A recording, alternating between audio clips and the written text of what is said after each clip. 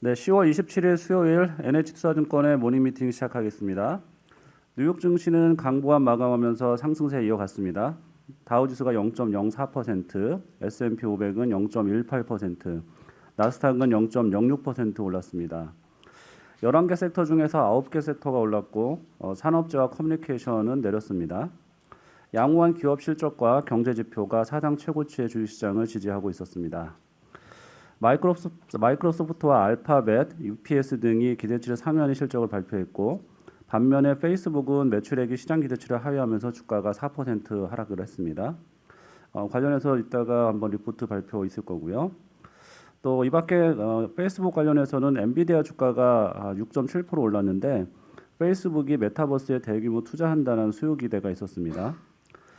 미국의 10월 소비자 신뢰지수는 113.8로 전문가 예상치인 108을 상회했고 4개월 만에 오른 겁니다. 미국채 10년물 금리는 1.61%로 이틀째 내렸습니다. 원달러 환율은 0.8원 내린 1167.6원입니다. 한국 수출 관련해서 리포트 먼저 발표하겠습니다. 정여경 연구원입니다. 네, 한국 경제 말씀드리겠습니다. 어제 한국 3분기 GDP는 전년 대비 4.0%, 전분기 대비로는 0.3% 성장하여 예상치를 소폭 하회했습니다. 3분기 GDP를 견인한 것은 수출이었는데요. 지금 현재 일평균 수출액의 고점이 나오지 않은 상황이고 일평균 수출액의 증가율은 30%를 유지하고 있습니다. 그리고 국내 기업들이 대외 수요에 대응하여 기계 등의 자본재 수입이 지속되는 점이 긍정적입니다. 민간 소비와 설비 투자, 건설 투자 이 세 가지는 모두 전분기 대비 감소를 기록했는데요. 4분기부터는 정부의 지원금 효과가 가시화되며 민간 소비가 개선될 전망입니다. 다음 달부터 우리 한국에서도 위드 코로나가 시작이 됩니다. 단기간 내에 확진자 증가세가 나타날 가능성은 높지만 한국의 리오프닝이 지속이 된다면 의류, 화장품, 또 스포츠 여가 등의 비내구재와 서비스를 중심으로 민간 소비가 반등할 전망입니다. 한국의 4분기 수출은 전년 대비 18%, GDP는 3.5% 성장할 전망입니다. 이상입니다. 인플레이션 관련해서 안기태 연구원입니다. 예, 지금 데일리로 체킹되는 미국 기대 인플레이션이 지금 300일 가량 지금 2% 위를 지속하고 있고요. 그러니까 이게 중요한 거는 이게 굴곡이 얼마냐가 중요한 게 아니라 위아래 스윙이 중요한 게 아니라 2% 위 안착 이게 중요한 것 같습니다. 이게 지난 10년간에는 계속 굴곡이 심했고요. 2000년대 이럴 때는 이제 2%에 좀 안착을 했고요. 이렇게 좀 안착하는 배경은 결국에 임금 상승의 면이 가장 좀 있는, 그러니까 지금 임금 상승률이 계속 미국은 올라가는 면이 있고요. 그리고 내구재 확대가 당초 원래 그 외사들의 시장 컨센서스가 미국 재화 소비 이제 끝난다라는 게 컨센이었거든요. 작년에 많이 샀으니까 올해 안 살 거다. 근데 계속 재화 소비가 이어집니다. 그러니까 의외로 이렇게 지속되면은 그 자동차나 주택 쪽에서 미국 기준으로는 재화 소비가 좀 장기화될 가능성이 있다. 이렇게 보고요. 그래서 기대 인플레이션 이렇게 높은 수준 가는 게 이번에는 좀 이제 좀 더 이어지는 그 300일 정도 지났는데 이런 것들이 한 1년 이상 더 갈 수 있는 가능성이 높지 않겠나 이렇게 보고 있습니다. 그리고 이런 것들이 결국에는 미국 쪽 실물 경기 확장 그렇게 좀 판단을 하고 있습니다. 네, 이상입니다. 최근에 이렇게 공급적 요인 때문에 특히나 전력량 이런 부분들까지 생각을 하면 저희 내년도 그 인플레 같은 경우에는 쉽진 않겠지만 어느 정도 수준까지 저희가 생각을 좀 할 수 있을까요? 이게 그 경제 통계에서 보통 보는 건 CPI 상승률을 많이 보거든요. 근데 그렇게 보면은 CPI 상승률은 지금 5% 정도인데 내년 상반기에도 3% 중반대 이렇게 나올 것 같고요. 하반기에는 좀 빨리 빠질 겁니다. 기저효과가 들어가서. 근데 이제 시장에서 좀 더 중요한 거는 CPI 공식 통계의 이 스윙보다는 기대 인플레 값인 것 같은데 이제 데일리로 채권시장에서 매일 나오는. 근데 그 부분은 이 스윙은 있지만은 그러니까 공식 물가 통계는 스윙이 있지만은 기대 인플레는 계속 지금처럼 2% 위에 있지 않을까라고 생각을 합니다. 그게 주된 배경이 공급 차질 이런 게 아니라요. 그런 것보다도 지금 한 10년 동안 눌려 있었던 미국의 내구재 소비가 좀 분출하는 모습을 좀 보이고 있어서 제 생각에는 이게 1년짜리 이연 소비가 오는 게 아니라 한 10년간 눌린 게 오니까 미국은 그러니까 다른 지역은 좀 다르겠지만 미국은 내년에도 인플레 기대값은 지금처럼 계속 좀 경미한 인플레가 지속되는 그런 모습일 거라고 좀 보고 있습니다. CPI 기준으로 보면 미국은 5%대, 우리나라는 2%대, 그다음에 중국도 이렇게 높지 않은데 그 중국, 미국, 우리나라 차이가 좀 어떤 건지 궁금하고, 그다음에 그 차이가 좀 좁혀지는 쪽으로 간다 그러면 어떤 방향으로 진행이 될지 말씀 예, 부탁드립니다. 이게 지금 말씀하신 것처럼 국가별 그 CPI 상승률이 순서가 미국, 유럽, 한국, 중국 이 순서고요. 중국은 사실 거의 큰 변화가 없죠. 근데 이 순서가 뭐랑 딱 매칭이 되냐면은 그 재정 정책 규모랑 딱 매칭이 됩니다. 그러니까 그 미국은 재정 정책을 많이 썼고 중국은 사실 거의 안 썼고요.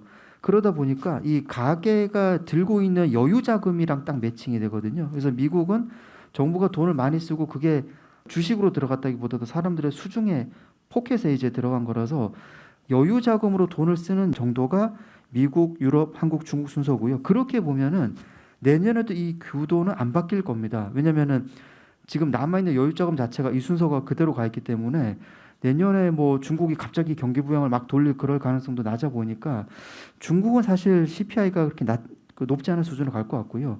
좀 이런 순서로 계속 이어지지 않겠나 좀 보고 있습니다. 네, 이어서 중국 리포트 발표하겠습니다. 박임금 연구원입니다. 지난 10월 23일 중국 정부는 부동산세 도입을 예고했습니다. 사실 지난 2011년 상하이와 충칭 부동산세 도입 시범 도시로 선정되어 있습니다. 10년이 지났는데도 불구하고 효과가 기대만큼 나타나지 않았던 이유는 정책 강도가 너무 약하고 징수 범위도 작았기 때문입니다. 2020년 기준으로 상하이와 충칭시의 재정 수입 중에 부동산세의 비중은 약 3%로 낮은 수준입니다. 그래서 이런 경험으로 토대로 이번 부동산세 도입이 전개는 우선 과세 표준을 확대하기 위해 기존에 보유했던 주택도 과세 대상으로 포함시킬 것으로 예상됩니다. 소득을 공평하게 분배하기 위해서 방안 중 하나는 부동산 가격 상승으로 부를 추적해온 다주택 소유자에 과세하려는 것입니다. 두 번째로 부동산세는 누진제를 채택할 가능성이 높아 보입니다. 2019년 기준 두 채의 주택을 보유한 중국 가구 수는 전체의 31%이고 세 채 이상 보유한 가구는 10.5% 수준입니다. 현재 중국 부동산 중 시가총액 한 400조 위안인 것을 감안하고 이 세 채 이상의 보유 주택에 대한 세율을 5%로 가정할 때는 약 2조 원 규모의 세원이 창출될 것입니다. 또한 이번 부동산세 도입이 시장에 미치는 영향은 우선 상하이와 충칭의 사례에서 볼 수 있듯이 부동산세 징수가 해당 도시 부동산 가격의 10%, 거래량의 20% 감소를 야기했지만 이러한 감소는 단기적인 영향에 그칠 것입니다. 두 번째로 공동부유 시현 정책의 일환인 부동산세 도입은 1년의 재정 그리고 세혁에 이른 시자점이 세금 개혁의 시작점이 될 것입니다. 마지막으로 부동산세 도입에 따라 주택의 건축 주기가 체계적으로 하향 사이클에 진입할 전망입니다. 도시화에 따라서 매년 주택에 대한 15억 평방미터 상당의 수요가 발생하고 있는데 현재 주택 공실 면적은 약 70억 평방미터 정도로 수요를 충분히 커버할 수 있는 규모입니다. 따라서 향후 신규 주택 착공 면적이 크게 증가할 여지는 없을 것으로 보입니다. 이상입니다. 이 부동산세가 도입되는 시점은 언제로 보고 계세요? 지금 그 목표는 이번 방안에서 나온 거는 이 5년치로 공무원을 위임해서 5년 정도의 이렇게 좀 정책에 만들라고 한 상황이고요. 정시 출범 시점이 내년 한 2분기 이후에 되지 않겠나 생각됩니다. 이 공무원에서 관련 지방 정부랑 얘기해서 이 세부 정책을 마련하고 나서 전인대 통과 여러 가지도 절차 남아 있어서 한 빠르면 내년 2분기 정도 되지 않겠나 이렇게 예상할 수 있을 것 같습니다. 네, 계속해서 중국 쪽 리포트인데요. 크레딧 관련해서 중국 전력난 얘기합니다. 김준용 연구원입니다. 네, KP 그리고 중국 크레딧 위클리 말씀드리겠습니다. 일단 아시아 크레딧 시장 같은 경우에는 중국 크레딧 위주로 계속 약세를 보였습니다. 헝다그룹이 이자를 지급했다는 소식에도 중국 투기 등급 부동산 기업에 대한 시장의 의구심이 여전히 남아 있습니다. 10월 18일에도 시닉홀딩스라는 부동산 기업 디폴트 선언했고요. 이어서 카이사그룹의 채권 가격도 현재 40 이하에서 거래되고 있습니다. 중국 전력난이 좀 심화되고 있는데요. 1차적으로는 중국 전력 생산 기업 중심으로 수익성 큰 폭 저하될 전망입니다. 중국 전력 에너지원 비중의 절반 이상을 차지하고 있는 석탄 가격이 큰 폭으로 상승했습니다. 거기에다가 호주산 석탄 수입 금지 그리고 ESG 정책 강화로 인해서 좀 수급의 차질을 빚으면서 중원의 전력 공급이 부족해진 상황입니다. 2021년 하반기 들어서 연료 비용이 한 50% 이상 증가했고요. 현재 70% 이상 전력 브랜드가 손실 구간에 진입했다는 소식입니다. 화석 연료 발전, 석탄 발전 비중이 높은 환웅 파워 인터내셔널 그리고 후아디안 코퍼레이션이 큰 타격 입을 전망이고요. 반면에 신재생 에너지 비중이 높은 스테이트 파워 인베스트먼트가 상대적으로 좀 타격을 덜 입을 전망입니다. 네, 투자 전략 측면에서는 현재는 한국계 외화 채권인 KP물 비중 축소 권고드리고 있는데요. 크레딧 스프레드가 역사적인 저점 수준을 나타내고 있는 상황에서 금리 상승에 그대로 노출이 되어 있습니다. 현재는 글로벌 투자 등급 크레딧의 밸류에이션 어느 정도 한계점에 도달했다는 판단이고요. 아시아 크레딧 시장에서는 중국 크레딧이 어느 정도 강세 이력이 있어 보이고 정부 정책 그리고 부동산 시장 불확실성이 좀 해소된 후에는 매수 타이밍 올 것으로 판단됩니다. 이상입니다. 현대차부터 발표하겠습니다. 조승욱 연구원입니다. 예, 현대차 3분기 영업이익이 1조 6천억 원을 기록했습니다. 반도체 수급 이슈에 따른 글로벌 가동률 하락 그리고 원자재 가격 상승 같은 부정적인 요인을 제품 믹스 개선 그리고 금융 부분 수익성 호조세 이런 부분들이 이제 일부 상쇄를 했고요. 9월 말 기준 컨센서스가 1조 8천 정도 됐었는데요. 하향 조정된 수준에는 부합하는 실적을 기록했다라고 볼 수 있을 것 같습니다. 4분기 영업이익은 2조 2천 정도로 예상을 하고 있고 생산 안정성이 이제 회복이 되면서 내년까지 선순환 구조로 갈 걸로 지금 예상하고 있고요. 이제는 생산이 안정화되면 이제 재고가 1개월 정도밖에 안 된다라는 부분이 가장 중요한 투자 포인트라고 생각하고 어제 이제 2021년 도매 판매 가이던스를 제시를 했는데 400만 대 정도를 제시를 했고요. 이 부분은 지난해와 비교하면 한 4만 대 정도 4분기로 보면 한 4만 대 정도 모자라는 수준인데 지금 중국을 제외하고 보면은 작년보다 많고요. 그다음에 2019년 4분기보다도 많은 상황입니다. 그래서 이 부분은 지금 재고가 별로 없기 때문에 결국은 이제 생산량이 많이 늘어날 거다라는 그런 볼륨에 대해서는 낙관적인 가이던스를 제시했다라고 볼 수 있기 때문에 4반기부터는 의미 있는 생산이 정상화될 걸로 기대되고요. 이런 부분들이 이제 내년 상반기까지 생산 판매 모멘텀으로 이어질 걸로 예상하고 있습니다. 네, 이어서 신한지주 발표하겠습니다. 정준섭 연구원입니다. 네, 신한지주 투자의견 바이 그다음에 목표 주가 52,000 유지하겠습니다. 4분기에도 이제 신한지주는 이제 순이자 이익의 성장세가 양호한 흐름을 지속할 것으로 보고 있습니다. 먼저 NIM 같은 경우 이제 다른 은행하고 또 마찬가지지만 이제 3분기보다 이제 더 한 2에서 3bp 정도 개선된 그런 흐름이 예상이 되고요. 그리고 이제 다른 은행은 지금 이제 가계 대출이 어느 정도 올해 목표치 총량의 상한에 닿았기 때문에 4분기에는 아마 기업 대출 위주로만 이제 성장이 있을 겁니다. 근데 신한지주는 올해 이제 가계대출 성장치가 아직 이제 YTD로 3%밖에 안 되기 때문에 4분기 이제 추가적인 성장의 룸이 있습니다. 그래서 신한지주는 이제 가계와 기업 모두 4분기 대출 성장이 이제 가능하다. 그래서 이제 그런 점 이제 긍정적으로 보고 있고요. 주주 환원 정책도 좋습니다. 이제 올해 이제 업계 처음으로 분기 배당을 시작을 했습니다. 2분기부터 시작을 했고. 다만 이제 올해 같은 경우는 이제 코로나 상황도 있고 해서 2분기, 3분기 이제 DPS가 조금 다릅니다. 2분기는 300원, 3분기는 260원 했는데 내년부터는 이제 균등한 분기 배당 이제 추진을 하고 있습니다. 그렇게 되면은 배당 가시성도 이제 확보되는 것이기 때문에 NIM 개선과 이제 이제 균등 배당 이런 것들이 확인이 되면은 주가도 좀 긍정적이지 않을까라고 보고 있습니다. 지금 최근 보면은 이제 신한지주의 주가가 다른 은행주 대비 조금 부진한 것 같은데 이런 모습만 확인되면은 이제 주가의 괴리도 좀 어느 정도 축소가 되지 않을까 예상을 하고 있습니다. 3분기 지배순이익은 1조 1,157억입니다. 이제 거의 컨센서스에 딱 부합했다라고 보고 있고요. 이제 앞서서 발표했던 다른 시중은행이 이제 사상 최대 이익을 기록하는 것보다는 약간 조금 낮아 보이기는 하는데 이제 사모펀드 관련 충당금 830억 이거를 제외하면은 경상적인 수준은 양호했다라고 보고 있습니다. 내용은 이제 다른 이제 금융지주와 거의 비슷합니다. NIM은 이제 전분기와 동일했고요. 대신 이제 판관 비용률이나 크레딧 코스트 이쪽에서 이제 개선된 모습을 보이면서 전체적으로 양호한 실적을 이끌었습니다. 이상입니다. 네, 이어서 SK 하이닉스 목표 주가 상향 리포트입니다. 도현우 연구원입니다. 예, 하이닉스 말씀드리겠습니다. 하이닉스가 어저께 실적을 발표를 하고 이제 컨퍼런스 콜을 개최를 했습니다. 일단 그 전에 저희가 그 하이닉스랑 그 반도체 산업에 대해서 그 연초부터 현재까지 약간 좀 보수적인 의견을 좀 말씀을 드렸는데 이 레포트를 기점으로 좀 긍정적인 뷰로 전환을 하도록 하겠습니다. 일단 그 여러 가지 뭐 이유가 있는데요. 그 올해 4분기 현 시점부터 내년 상반기까지 이어질 것으로 좀 예상되는 그 메모리 반도체 다운 사이클이 저희는 8개월 동안 지속된 이제 주가 하락에 대부분 반영되었다 이렇게 생각을 하고 있습니다. 그리고 주가가 업황에 6개월 가량 이제 선행하는 속성을 좀 감안을 했을 때 지금은 이제 뭐 추가적인 뭐 하이닉스의 이제 주가 하락보다는 좀 상승을 좀 염두에 둔 투자 전략이 좀 적합해 보인다 이렇게 생각을 하고 있습니다.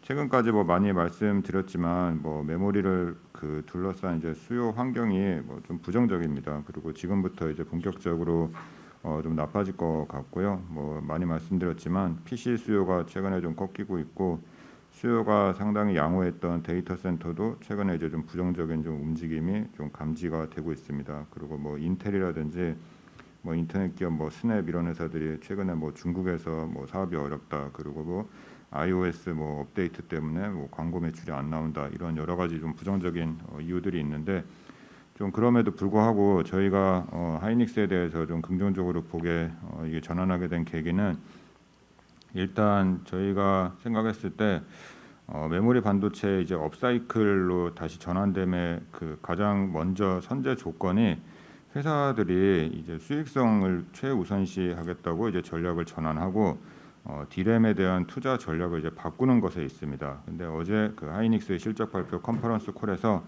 회사가 향후 디램 공급 전략에 대해서 상당히 좀 보수적으로 얘기를 했습니다. 일단 4분기부터 고객 수요에 좀 부정적인 움직임이 발생을 했을 경우에 자기네들이 이제 계획된 출하를 줄이겠다고 이렇게 얘기를 했습니다. 그래서 이런 그 것들이 저는 좀 긍정적이다 이렇게 좀 보이고 있고 2022년에 계획된 디램 캐펙스도 시장 점유율보다는 수요 예측에 기반해서 수익성을 최우선적으로 고려해서 하겠다 이렇게 얘기를 했습니다. 그러니까 수요가 별로 안 좋을 경우에는 자기네들이 이제 시장 점유율이 좀 내려가더라도 투자를 안 하겠다 이렇게 얘기한 거라고 생각하시면 될 것 같습니다. 삼성전자가 이제 뭐 내일 그 컨퍼런스 콜이 예정이 되어 있는데 뭐 저희가 생각했을 때는 뭐 비슷한 톤이지 않을까 그렇게 생각을 하고 있습니다. 그래서 이 두 업체들이 2022년에 투자를 좀 많이 줄일 경우에 상반기에 그 예정되어 있는 메모리 가격 하락이 단기간에 끝날 수 있지 않을까 그렇게 생각을 하고 있고요. 저희가 그거를 감안했을 때 분기 영업이익 감소 추세는 2분기에 끝나고 3분기부터는 다시 증익으로 가지 않을까 이렇게 생각을 하고 있습니다. 가격 하락도 3분기에 끝나고 내년 4분기부터는 다시 상승으로 가지 않을까 이렇게 보고 있고 아까 말씀드렸듯이 주가가 뭐 업황에 선행하니까 지금 시점은 뭐 좀 바닥이 아닐까 그렇게 생각하고 있습니다. 밸류에이션도 2022년 기준으로 PBR이 지금 뭐 거의 1배 수준까지 하락했기 때문에 과거 다운턴 뭐 저점 수준까지 빠져가지고 좀 매력 있다 이렇게 좀 보고 있습니다.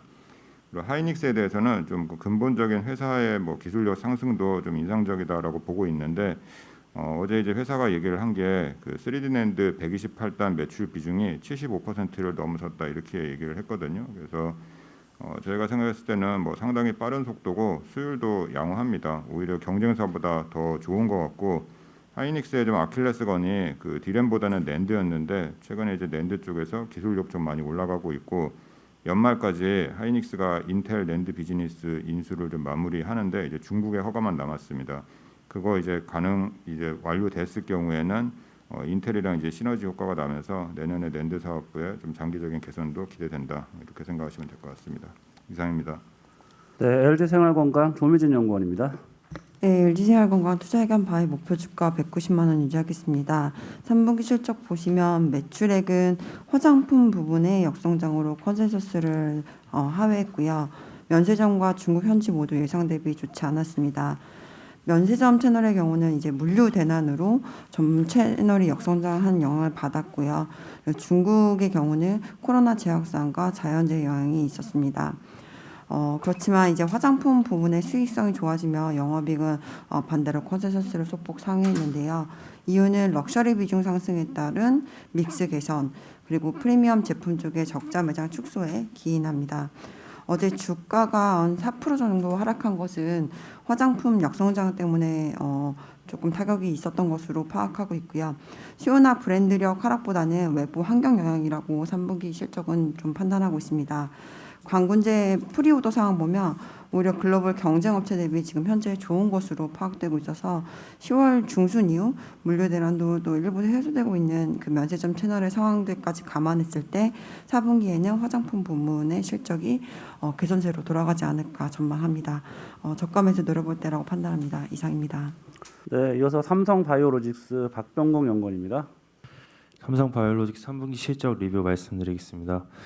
3분기 연결 기준 매출액은 4,507억 원, 그리고 영업이익은 1,674억 원을 기록하면서 당사 추정치 및 그 컨센서스 대비 상회했다라고 보시면 될 것 같습니다.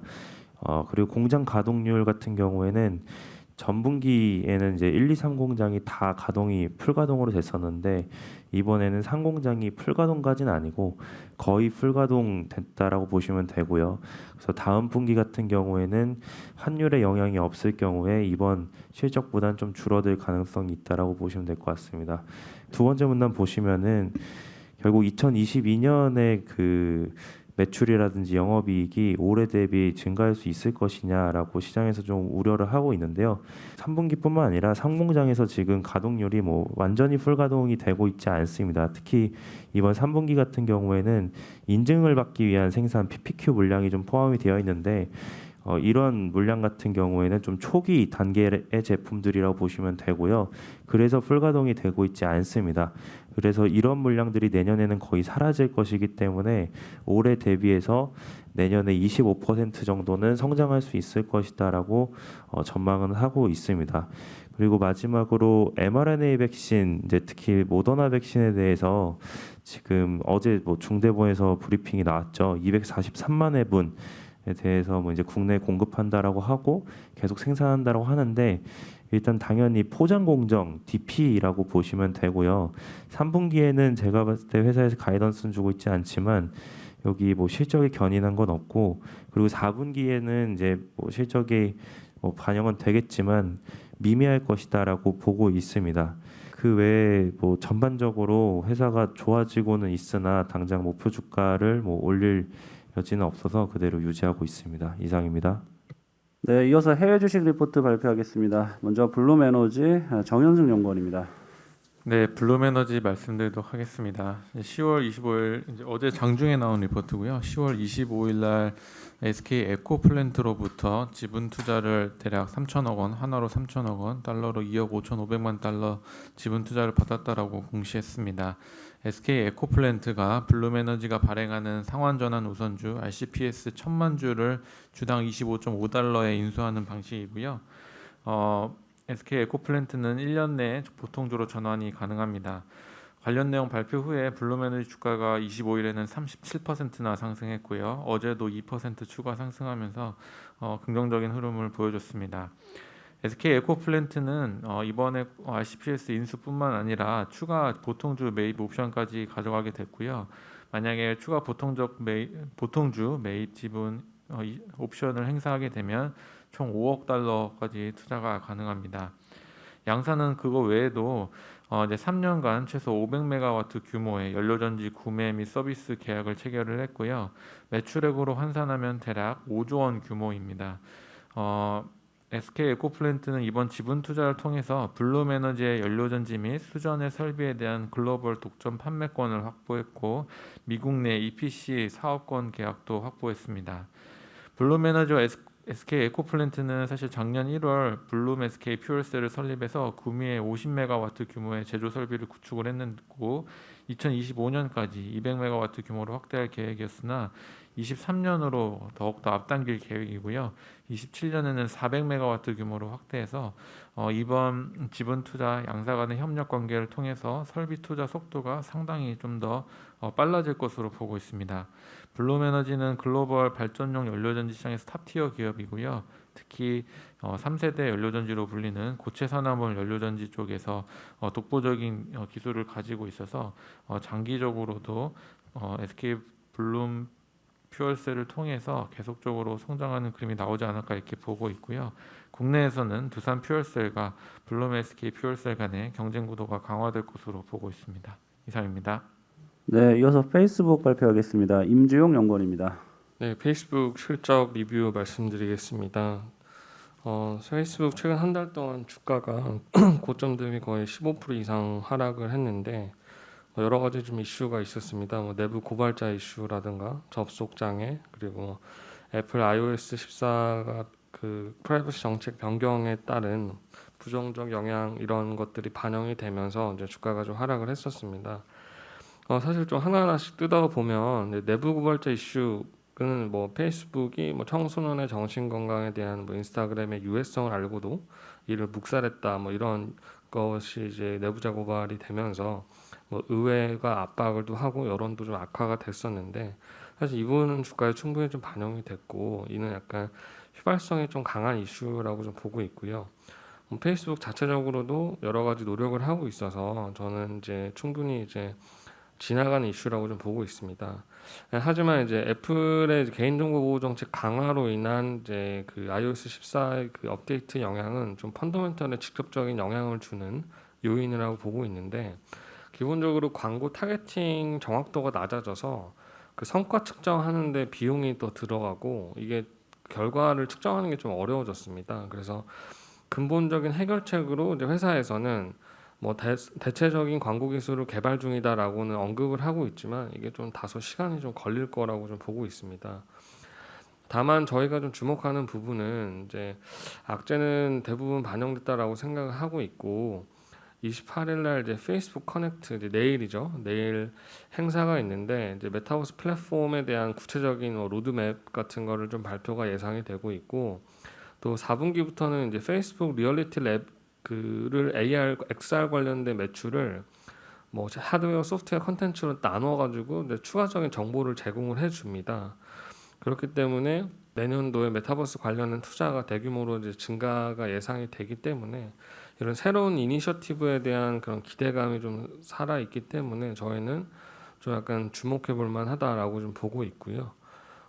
관련해서 캐펙스 관련해서는 내년도 데이터 중심의 서버나 네트워크 인프라 투자로 한 290억에서 340억 달러를 제시를 했는데 이런 부분이 좀 엔비디아나 그다음에 아리스타 네트워크스 같은 장비 업체들한테 좀 긍정적인 영향을 줬던 것 같습니다. 이상으로 마치겠습니다. 네, 이상으로 모닝미팅 마칩니다.